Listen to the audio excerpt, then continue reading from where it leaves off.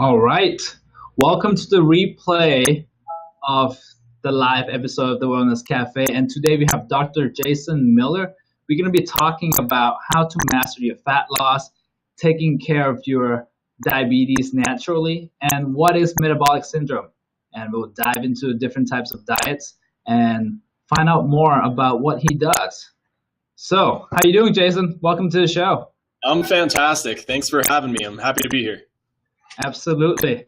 Dr. Jason Miller is the co-founder of both PostureWorks and NutriWorks in San Francisco and Denver. Also a respected chiropractor. He teaches and travels the world, right? Travel the world and teaches chiropractic biophysics and also lectures at universities on diabetes case management. Is that correct? Yeah, on diabetes management and metabolic syndrome management more specifically at UCSF School of Medicine and School of Pharmacy. And then I also teach biophysics and biomechanics at UCSF as well, and at 5 different chiropractic colleges as a guest lecturer. Awesome. I mean, man, we've connected way back. Yeah, it's been a while. Probably want to say like 07 or 08, but it's been a while for sure. I think if I recall correctly, you and I sat next to each other on a very bumpy plane ride into Boise, Idaho. That's right. That was probably 2012 or 13, something like that. So. I mean, you have your own personal health journey that you shared with us in the past, or with me personally. Why don't you share with our audience a bit about how you become who you are today and being the doctor teaching what you teach today? Yeah, absolutely. We all have our own health journey, right? And part of mine, one of the reasons that I ended up becoming a chiropractor is because when I was just about 5 years old, was in a really bad car crash. It was actually a police officer who was drinking and driving while in his squad car, ran a red light and slammed into the family vehicle. And this was like 1982, so there weren't like toddler seats. I wasn't even wearing a seatbelt. My head broke the window I was next to, started cervical thoracic scoliosis, totally tanked my metabolism, and had quite a few different problems that a chiropractor really helped me with. And so that's what kind of led me into chiropractic. But then I guess the next story of my health journey was when I was 25, was when I realized I really needed to change a lot about my nutritional health. Though I had had problems with my metabolism most of my life, starting really at that accident, I had worked with personal trainers and nutritionists and done some different kind of corporate weight loss programs, but never could really get a handle on it. I was always rather heavy. My heaviest weight was actually 280 pounds. But it was when I was 25 when I realized I needed to make a big shift because I was pre-diabetic and hypertensive. So I had high blood pressure at 25. I'd watched my grandfather and my uncle had some serious complications with heart disease and diabetes. And so that's when I kind of drew the line. I kind of felt like a fraud, honestly, because I was a chiropractor. I was in practice. I was trying to teach people how to take care of their health. And meanwhile, I had this huge aspect of my health, the nutritional aspect, completely out of balance.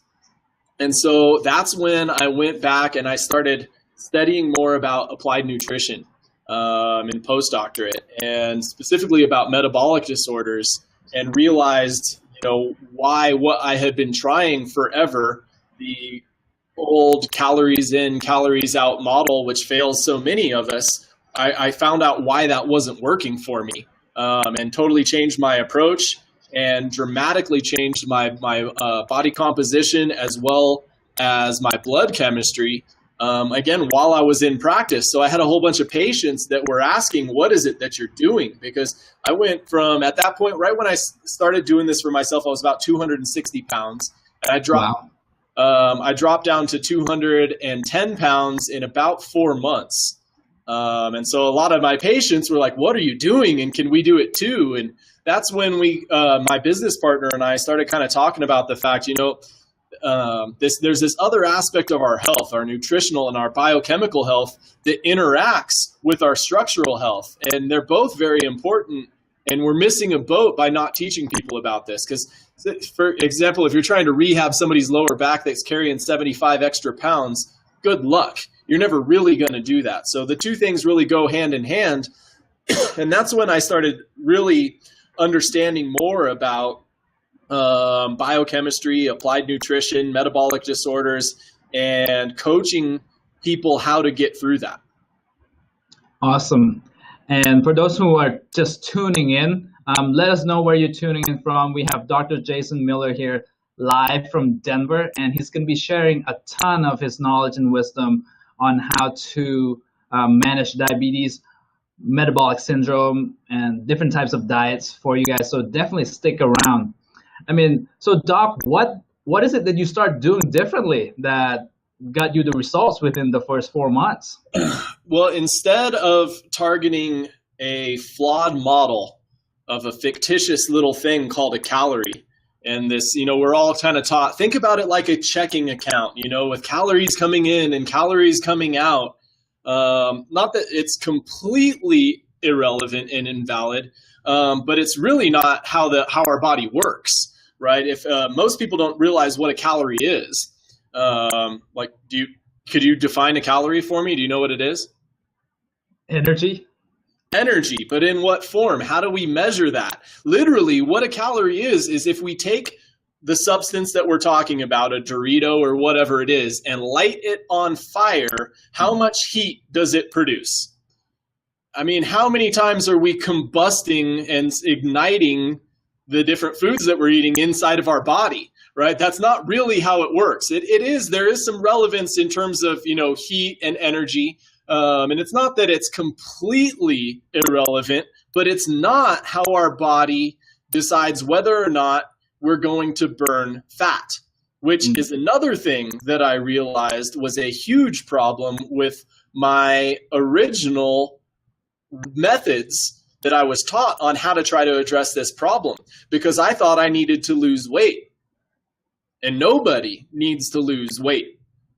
Many of us could benefit from losing fat, but fat loss and weight loss are not the same thing in any way, shape, or form, right? And so instead of calories in and calories out and targeting weight loss, what we should be doing is targeting the hormonal influences that govern two very important processes inside of our body. Lipogenesis, which is the creation and storage of fat, or lipolysis, which is the breakdown and utilization of fat. Calories in and calories out does not control that. What controls that are the master metabolic hormones inside of our body, insulin and glucagon. And those are triggered by the amount of sugar and carbohydrates that we're consuming, right? So more important than the amount of calories that we're eating is where are those calories coming from? Absolutely. I mean, not all calories are created equal. Not even close. Gary Tops talked about it in his book, Good Calories, Bad Calories. Right. And we are so bombarded with sugar all the time. Like, standard American diet is definitely oversaturated with refined carbohydrates and bad fats. And in a absolutely staggering level. In the year 1905, the average American over the course of 1 year would consume approximately 5 pounds worth of sugar, where now in the year 2015, so a couple years ago now, that statistic was closer to 175 pounds of sugar. That's insane. That's totally crazy. That's half a pound a day. Right. It's amazing. Wow. It's amazing because it's not just the refined sugar. It comes down to whatever is going to create blood sugar or glucose. And that's not just table sugar. That's not just corn syrup. That's any kind of carbohydrate that is going to elevate our glucose levels or have a higher glycemic index. And most of us are eating industrialized products that are masquerading as food instead of eating food. Food-like product. The Frankenfood. Food-like products, yes. That's the vast majority of the American diet does not consist of food. It consists of food-like products. For those who are just tuning in, we're sitting here with Dr. Jason Miller. Once again, we're just talking about metabolic syndrome and how to lose fat. So if you stick around, you're going to learn a ton from this man. So why don't we just go ahead and get into it? You talk about the two different types of hormones, which is the insulin and glucagon. Yep. What happens in my body when I eat a bagel? That's a good question. So a bagel, which again, a food-like product, right? And what I mean by that is, I'm a Colorado boy. I am a hiker. I am outside all the time. I've never run into a bagel tree. I've never seen that. I've never seen a cream cheese stream anywhere, right? These are things that we created for ourselves, right? It's not food that our body's intended to be eating, right? And when you eat something like a bagel, which is significantly higher in carbohydrates than any other kind of natural food that you would come across, and specifically, a simple carbohydrate that's going to really elevate our blood sugar levels, what's going to happen is our blood sugar starts to go up, right? And our pancreas recognizes that elevation of blood sugar, starts secreting insulin. And insulin does a lot of different things inside of our body. Most of us have heard of insulin and think about it in regards to diabetes and blood sugar problems. And that's only a very small portion of what insulin actually does inside of our body, which kind of leads us into understanding what is metabolic syndrome, which I think, I probably ought to help some of the viewers understand that a little bit, because definitely what metabolic syndrome is, see, we've got these different conditions that are literally plaguing our society right now. They are running rampant in our society right now, right? Like diabetes, right? We used to call type 2 diabetes adult onset diabetes, but we don't call it that anymore. And why not? Kids get them. Kids are getting it, right? At a staggering numbers. The current statistics are showing about 1 out of 3 children will be diagnosed with type 2 diabetes before they leave high school this year. That's staggering, right? So we can't call it adult onset anymore because our kids are getting it like crazy. We also have conditions like blood pressure problems, which are running rampant. Blood cholesterol imbalances, which are extremely prevalent. And then also obesity or centralized weight gain, right? All of these things are dramatically increasing inside of our society over the last 50 to 60 years, the same times that we industrialized our food supply, right? And as doctors or healthcare providers, we used to think about those things as being these separate components: blood sugar problems, blood pressure problems, cholesterol imbalances. And we've realized actually in the last 10 years that that's not the case. These are not separate problems. This is one problem that has the ability to express itself in multiple different ways. That's why you hardly ever run across a patient that only has one of those problems in isolation. Usually people have 2, 3, or all 4 of those problems, right? And what it comes down to is how much sugar we're eating and how much insulin we produce inside of our body. Because insulin doesn't just tell our cells to absorb sugar and bring our blood sugar down. Insulin also tells our fat cells to store more fat and triggers that process we were talking about earlier, lipogenesis, the creation and storage of fat. Insulin also tells our liver to create more cholesterol. It stimulates an enzyme called HMG-CoA reductase, which is the rate-limiting enzyme in the production of cholesterol, because if you're eating something, there's most likely a little bit of fat in it, right? And cholesterol, though it has a bad rap, has a job, right? I mean, there's this misnomer about good cholesterol or bad cholesterol, which makes absolutely no sense. You need all types of cholesterol inside of your body. They have very specific jobs. And as a general category, cholesterol's job is to shuttle fat around inside of your bloodstream. All right, so if you're eating something, it most likely has a little bit of fat in it. So insulin tells the liver, make us more cholesterol. All right. Also, insulin tells our kidney to save water because we need water inside of our bowels to digest our food, right? And so insulin tells the kidney, save water. But most of us have way too much insulin inside of our system because we're eating 175 pounds worth of sugar over the course of a year instead of 5. Excuse me. And that insulin is always telling the kidney, save water, save water, save water. So blood volume goes up and blood pressure goes up.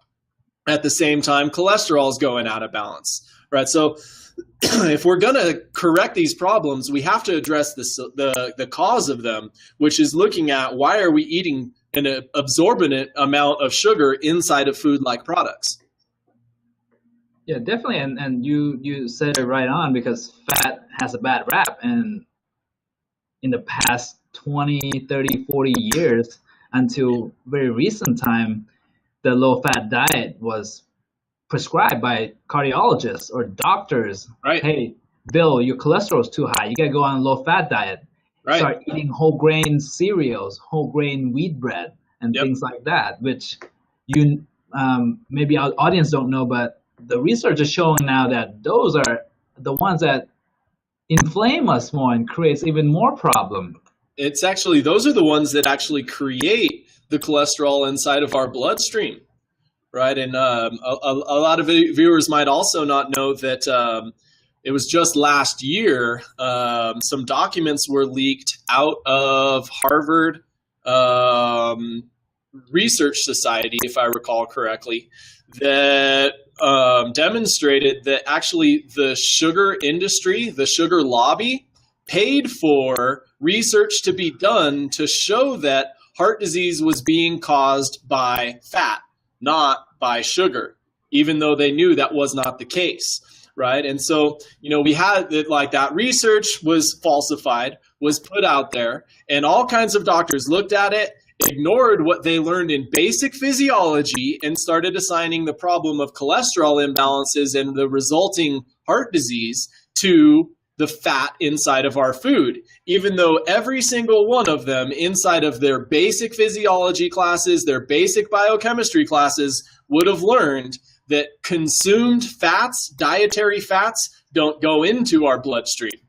They go into our lymphatic system, right? So sugars and proteins are absorbed through the gut lining into our bloodstream, but fat is not. It's taken up through a special type of lymphatic vessel called lacteal that pulls it into our lymphatic system, where it's processed by the liver. The fat inside of our bloodstream, cholesterol, whether it's LDL or HDL or VLDLs, as well as the triglycerides, they're created by our liver and put inside of our bloodstream, and very specifically in response to elevated blood sugar. Pretty interesting. Right. Yeah, and definitely that story that you said about the Harvard release was it's crazy. I mean, it's very crazy, and it's conspiracy. A lot of us, still haven't heard that, even though when those documents were first leaked, I believe it was the Wall Street Journal that I saw that in. It was either that or the New York Times, one or the other. I can't remember off the top of my head, but it was, widely publicized. But it, for the most part, it was widely publicized on the third page of their website. Right, and that's might be, one of the most important scam. Yeah. Nutritionally in our history that caused all these different problems and different public health issues. It's a huge problem, that how it was very interesting how the food that we were eating caused the drugs which are being sold at an exorbitant amount right now. And one of the things that I'll often talk about with my patients is, isn't it interesting that it's the Food and Drug Administration? Right. Together. It's like, why is that? I don't know.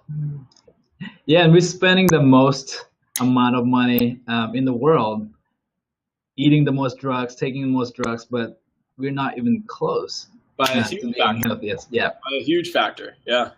So for listeners out there, if you like this information, if you think this is beneficial, go ahead and like it and share it so more people can hear about it. We're sitting here. I'm Dr. John here with the Wellness Cafe, and with me is Dr. Jason Miller from NutriWorks, Denver, and we are here and just having conversation around metabolic syndrome We're going to go into how to lose fat here in a second, so stay tuned. Yeah. So, Doc, you talked about the beginning phase of your journey, which is, you reduce refined sugar or refined carbohydrates. And did you change anything with your fat intake?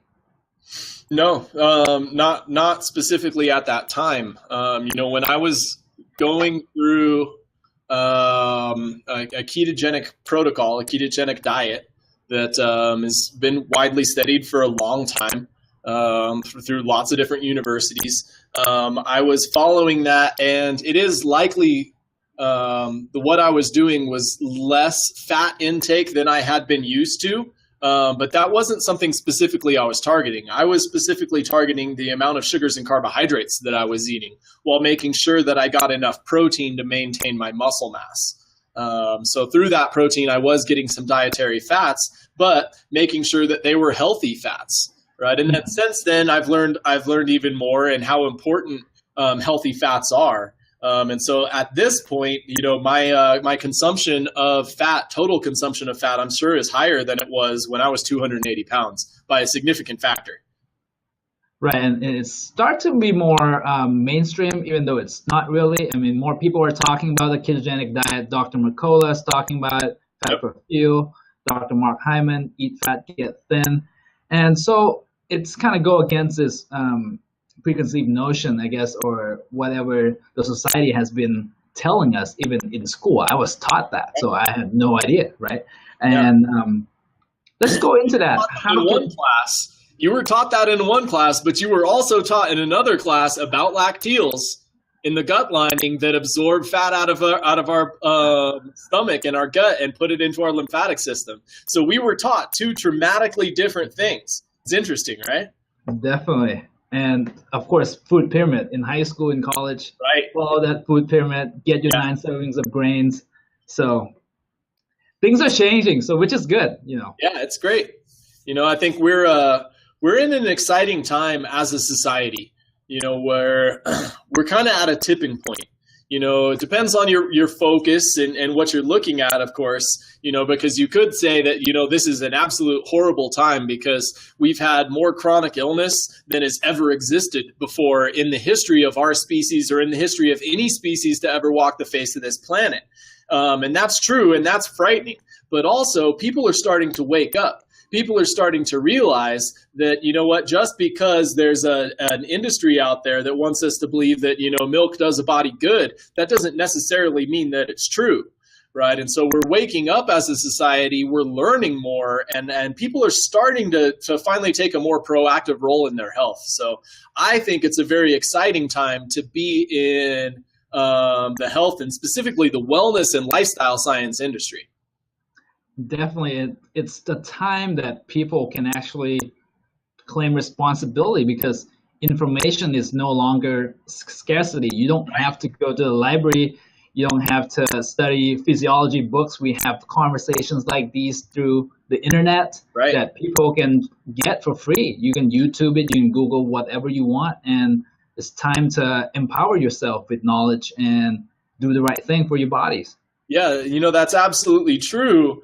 And at the same time, it presents another problem because there's so much information. Information is so easily accessible. There's a lot of disinformation that's out there or just incorrect information. So having somebody that you trust, that is knowledgeable, that has your best interest in mind to help you navigate that field, I think is really crucial. Awesome. Let's get into the next point, fat loss. Yeah. How does a person eat more fat to lose fat? That concept seems to be misunderstood in many cases, and we need some clarity in this field. That concept is misunderstood and is misunderstood also by some of the people that propose it, quite frankly. I would not advise you to try to eat more fat to lose fat. I disagree with that concept. If you want to lose fat, you need to eat less sugar. You need to eat less carbohydrates, right?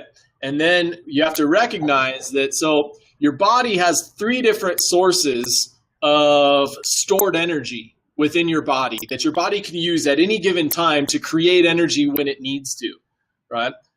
This is assuming you haven't just eaten something that your body's getting energy from. If it's going to tap into its energy reserves, you have 3 tanks of energy that it will attack in a very specific order. Your body's primary source of energy, what I like to talk about is its primary fuel tank. The fuel in that tank is a substance that's called glycogen. And what glycogen is stored up sugar and carbohydrates. That's what your body wants to run off of. As long as there is fuel in that tank, that is what your body will run off of. You have to deplete that tank completely before your body starts to efficiently start running off of its reserve tanks of energy, of which it has 2. Right? This is something the weight loss industry typically never, ever talks about, is that you have 2 reserve tanks of energy. You have your fat, which is your lipids, but you also have your protein, which is your muscle mass and your organ mass. And when your body runs off of your reserve tanks of energy, it runs off of both of them at the same time. So another way of saying that is if you are burning fat, you are burning muscle too, period. That's the only way the body works. If you're in lipolysis, you are also in a process called gluconeogenesis, which is the breakdown of muscle mass to create glucose. So if you're going to burn fat, the only way that you can do that is depleting the sugar inside of your body so that your body has to start burning its reserve tanks of energy, right? So that's not, you can't eat a bunch of fat and make that happen. That's a misnomer, and it's a problem right now because a lot of people don't understand this, and they hear about, eat fat and that's going to make you lose fat. That's only true if you eat fat instead of eating sugar. Right? So what we need to do is bring our sugar and carbohydrate consumption down to a point where our body has to tap into its energy reserves, fat and muscle, and we need to make sure that we're getting enough protein to maintain our muscle mass, to feed our muscle mass, so that we don't lose that muscle mass, that lean mass. Because again, something the weight loss industry never likes to talk about. If you just go calories in and calories out, you eat like a bird and you live in the gym, what's happening, say you're trying to lose 40 pounds of fat. And we'll take me for an example, because I did this many different times over the course of my life. I would get frustrated. I'd think to myself, man, I'm so sick of being fat. I need to lose weight. And I'd go into like a Jenny Craig for men, or I'd hire a nutritionist, or I'd hire a personal trainer. Sometimes I did all of that together, right? And nobody ever said, hold on a second, you just made a gigantic thinking error because you just said, I'm sick of being fat and I want to lose weight. Those are not the same thing. Nobody ever pointed that out to me. They said, okay, here's what you do. You eat less calories and you burn more calories, and you should lose weight. But the way that the body works, if you're burning fat, you're burning muscle too, right? So if you put yourself in what we call a caloric deficit, you're eating less calories than you're expending, and you're working out inside of the gym, what's happening, you're in a state that we call catabolism, which is the body breaking down its components, as opposed to anabolism when it's building things up, right? And remember, if you're burning fat, you're burning muscle too. Right. So I'd get told, okay, we're going to do a low calorie balanced diet and you're going to get more exercise. And I'd lose 40 pounds. But the problem is, where did that weight come from? Because if you lose 40 pounds like that, you're going to lose about 20 pounds of fat while you lose about 20 pounds of muscle. And muscle is the engine that burns your calories, right? If you lose muscle mass, if you lose part of the engine that burns your calories, your metabolism has to do what? Slows down. It's got to slow down, right? But you hit your goal. Congratulations. Now you can go back to eating a normal amount of calories, around 2,200 or so. But if you don't have the engine to burn those calories, what's going to happen? You're going to not burn the fat. Well, you're eating more calories. You don't have the engine to burn those calories. And so what's going to happen? Rebound. You rebound. You regain weight. And do people typically regain muscle, or do they typically regain fat? Fat. So that scale gets tipped up. And Jonathan, what your metabolism really boils down into is which of those 2 substances is pulling sugar out of the bloodstream faster. So if you have a bigger fat content to muscle content, metabolism just tanked even further. And so this person's, they're like, oh man, I rebounded. This sucks. You know, I gotta get back on the horse. I gotta start, you know, eating less and working out in the gym again, because what worked before will work again, because they didn't define work correctly. They were just targeting weight loss. And they go back into the gym. They lose another 20 pounds of fat, another 20 pounds of muscle. And now metabolism is just creeping along, but they hit their goal. Congratulations. Now you can go back to eating a normal amount of calories, and boom, they regain weight, specifically fat weight, even faster than they did before. That happened to me at least 10 times. And I've worked with thousands of patients at this point, and I hear that story over and over and over. Yeah, that's just being fixated on the wrong thing instead of improving health. If you have the wrong strategy, you're never going to get to the right solution. It doesn't matter how well-intentioned you are. If you want to see a sunset, but you're running east, good luck. You're never going to do that. Definitely. So what is the next step then? Restrict carbohydrates, refined sugars down to about what? Well, what is the correct amount? You have to understand there are certain people that should eat one way and certain people that should eat another way, right? Not everybody should try to follow a ketogenic diet. Ketogenic diets can be dangerous for certain pre-existing conditions, right? So like a person with type 1 diabetes should not do a ketogenic diet. They risk a problem called ketoacidosis that could be lethal, right? Also, a person with congestive heart failure, a person on certain medications, like if you're on lithium, there's certain reasons or contraindications that it would be absolutely dangerous for a person to try to go into a state of ketosis. So I always want to be clear to that when I'm talking to the public. Don't try this unless you know that it's a healthful way for you to go about it, right? Now, that being said, that's a small portion of the population. The majority of people, what they would need to do is restrict their total carbohydrate intake to between 20 and 30 grams of carbohydrates per day, the sweet spot kind of being right around 25. And that's going to deplete sugar down to a point where they're going to start secreting a different hormone, the opposite metabolic hormone called glucagon. And glucagon has multiple jobs. First job is to break down the storage of energy and get some energy back into the system, right? Again, first it starts at glycogen, then it goes to fat and muscle at the same time. It also downregulates that enzyme we talked about, HMG-CoA reductase, to reduce cholesterol levels, and it also triggers water secretion inside of the kidney. So while we're doing this, we resolve all of the components of metabolic syndrome because we're attacking the actual cause of the problem, right? So while we're doing that with a patient that it's responsible and appropriate for them to do that, we also need to protect their muscle mass. Because remember, we can't change physiology. If you're burning fat, you're burning muscle too, right? And so that's where we need to use a tool to help us to maintain muscle mass, right? So we need to be making sure that the patient or the individual gets half their lean body mass in grams of absorbed protein per day. Now, there's a big difference between consumed protein and absorbed protein, right? So what we need to do is utilize highly absorbable proteins called protein isolates so that we can make sure that we can get enough protein to that muscle mass and maintain it. Because again, we can't change physiology, right? We're burning muscle, but we're like dripping more fuel back in that tank as it's dripping out the other side. So in essence, muscle mass stays the same as body fat is melting off the individual. Because if we can keep muscle mass high while body fat goes low, what did we just do to metabolism? We just keep it the same without slowing it down. We actually increase it. Okay. Right? Because really what metabolism is going to come down to in regards to what we're talking about here is what substance in your body fat or muscle mass, is reacting to insulin's call of pull sugar out of the bloodstream faster. If it's organ and muscle that's pulling sugar out of the bloodstream before fat gets a chance to, you're one of those people that we say you have a high metabolism, right? But if fat is pulling sugar out of the bloodstream before muscle and organ gets a chance to, we say you have a low metabolism. Got it.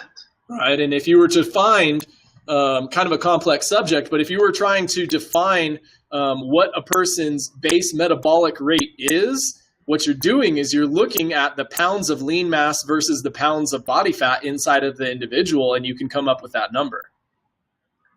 And what would, let's say, a practitioner like you look at a patient and say, hey, you know what?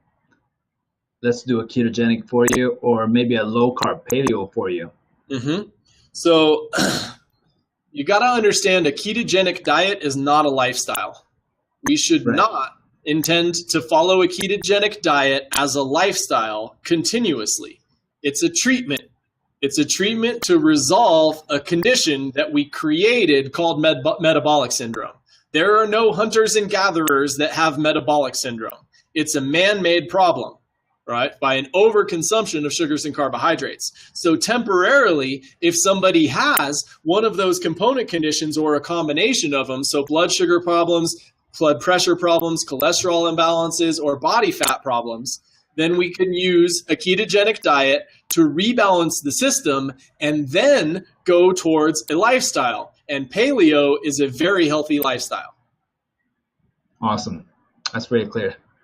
So for those who are just tuning in, we're sitting here with Dr. Miller, the founder of NutriWorks. He's tuning in from Denver, Colorado, and we are talking about the ketogenic lifestyle, the paleo low-carb lifestyle, and also how to manage metabolic syndrome and diabetes naturally.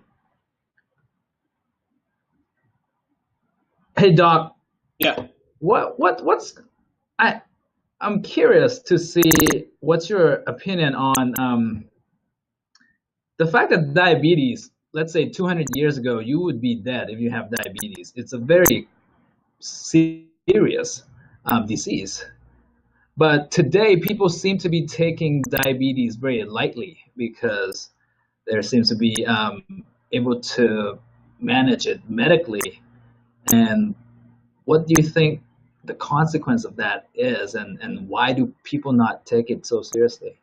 Well, I think the reason that people don't take it as seriously as they should is because the pharmaceutical industry has come up with many different products that they can sell us that will allow us to survive as we continue to poison ourselves, right? And people don't, I don't throw those words around lightly. I use them specifically, right? Because if we're doing something that is actively damaging our body, that we actively know is going to shorten our lifespan, that's a poison, right? So if we're consuming these things, these food-like products that we know are bad for us, we're poisoning ourselves intentionally, right? Maybe not consciously. We haven't thought about it that way, right? But that's, everybody would have to agree that's really true. We just don't look at it that way.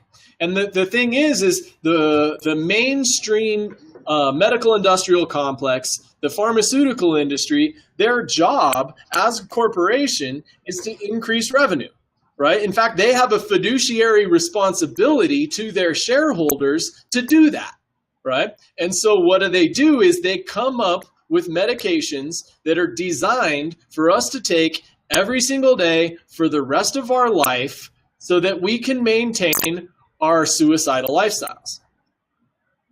Again, I'm using very poignant words because I want to try to wake some people up, right? But the reality of it is most of us, we tune all of that stuff out. There's $1 billion advertising industry out there that's designed to get us to really crave, soda pop and chips and, all of these different things, these food-like products.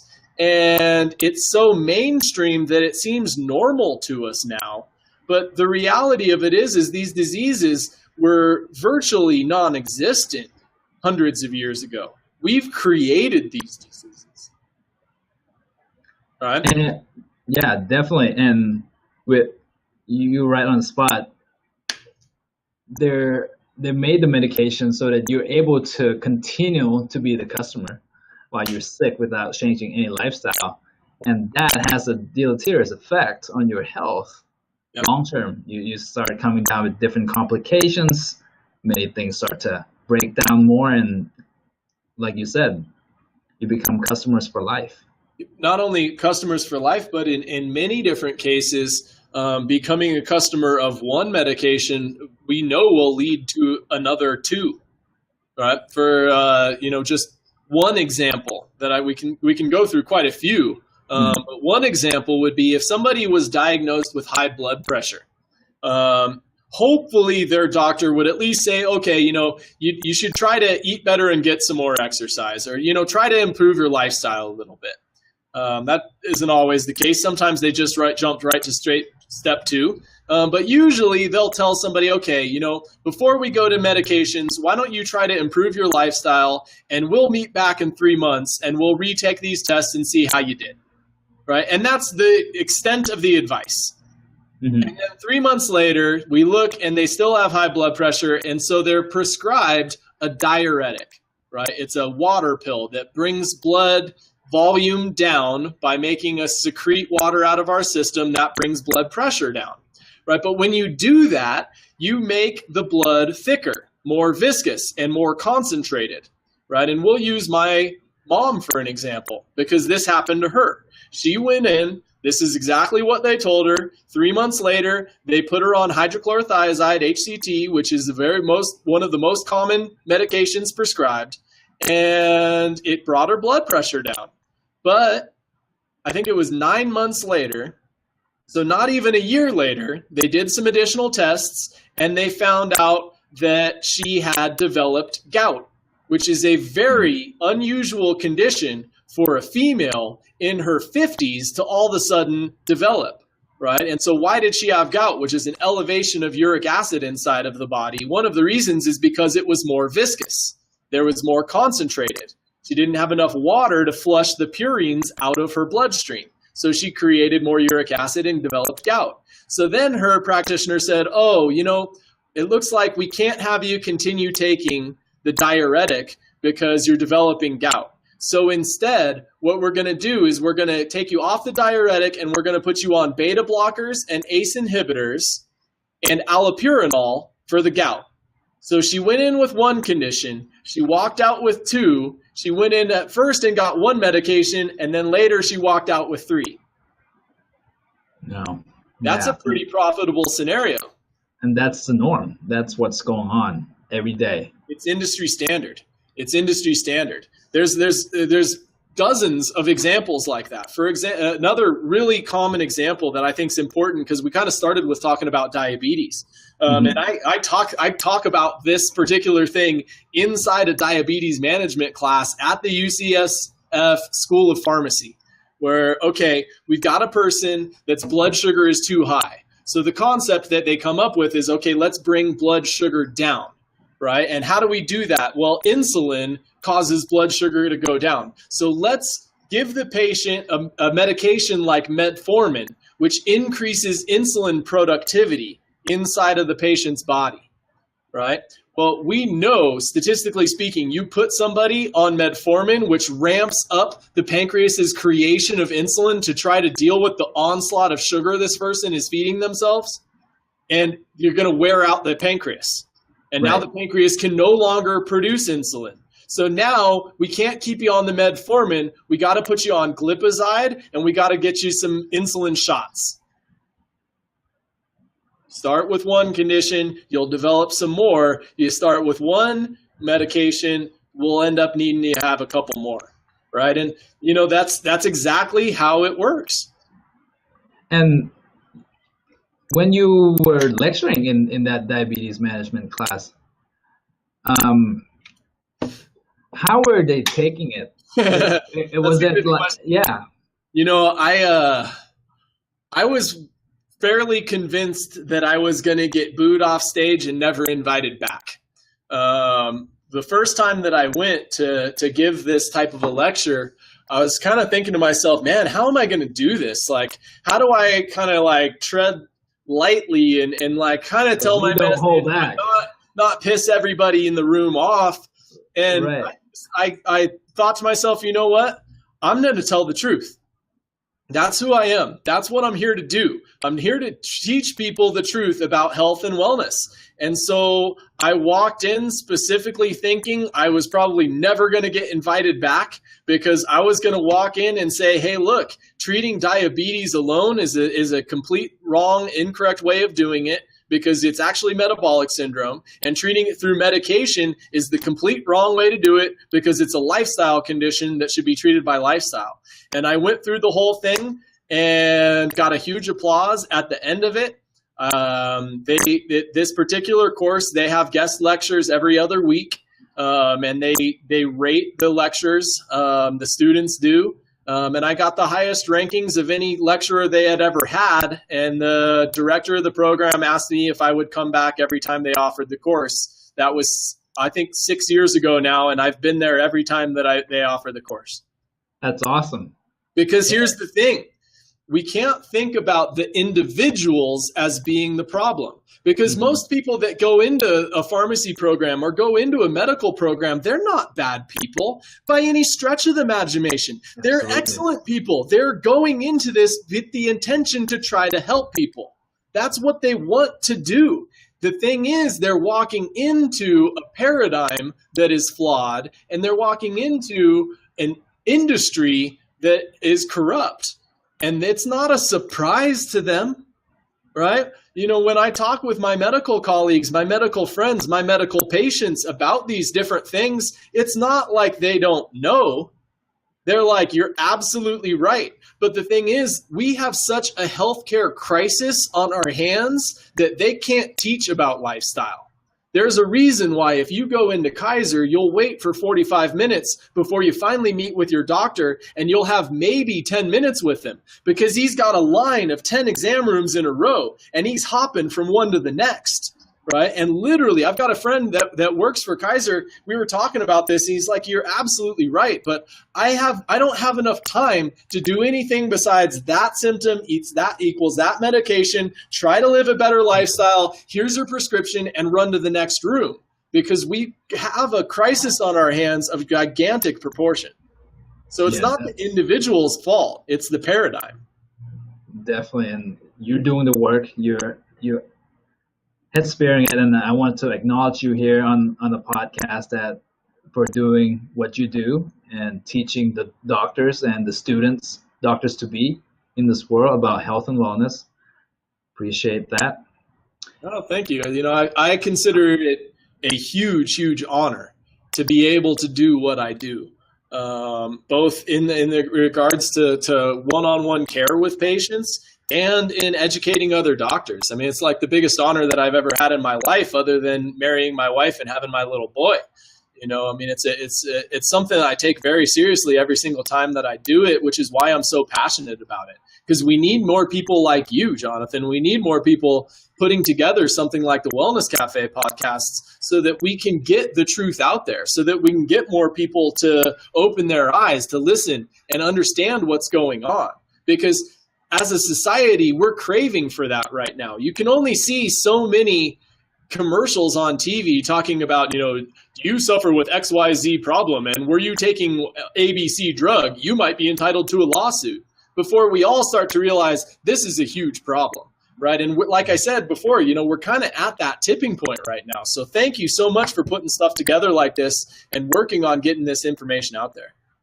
Definitely, Doc, and it's been an honor to be joined by you. And this next question is, what keeps you going, and what makes you just keep going, break barriers, starting one company after another, moving to different cities, and just creating this? You know, I think multiple different things. One is my friends and my family, right? I want to be a role model. I think that we have to have more people that are actively role models, trying to teach others how to do this. Because until we get enough people actively living lifestyles like this, we're never going to hit that tipping point where it becomes the norm. So I actively try to be a role model to others. So that's a big part, is just my friends and family, because I want them to live as long as they possibly can, to have as much strength and vitality and wellness inside their body as they possibly can. So that's a big part of it. And the other is joy and fulfillment.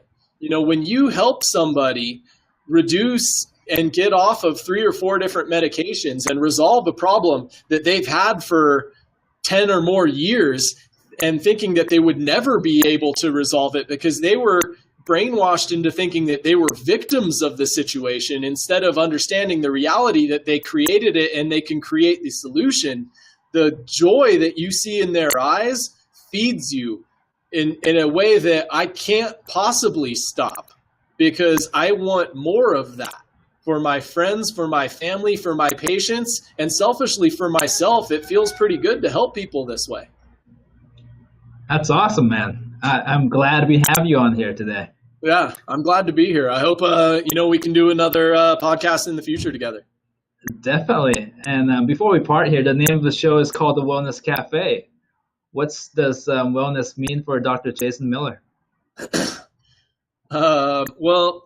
Actually, I think one of the biggest challenges that chiropractic has as a profession is we like to think about, well, what is the definition of this to you? Instead of understanding what's the definition of something, right? And so wellness means to me exactly what it is. Wellness is a state of health within the body. Awesome. Yeah. Thank you. Let's have more of that. Right. And so, wellness-oriented healthcare, that you can kind of create a little bit of your own definition of and how you want to go about it. And to me, really, helping someone through the wellness paradigm is recognizing that they're not a victim, that it's not a problem that we need to step inside of them and override their body and their systems and figure out how to make a crutch for them, but instead recognize the reality that disease is a consequence of toxicity and or deficiency. And so what we need to do is help people to understand how to be more sufficient in the things, the nutrients and the resources their body needs in order to express its genetic health potential and to eliminate as many toxins as we possibly can. So that's, to me, that's the wellness paradigm that we should all be functioning in as healthcare providers.